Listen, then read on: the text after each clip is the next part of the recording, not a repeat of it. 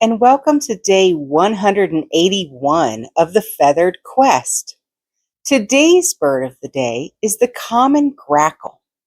One common grackle lived to at least 23 years old before a raptor took him out in Minnesota.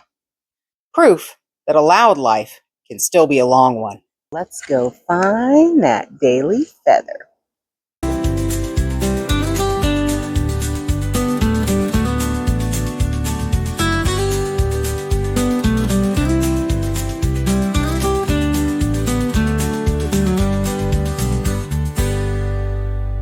Well, thanks for coming along with me today, guys. Remember, you are loved and the world is full of wonder. So, do we find our bird of the day?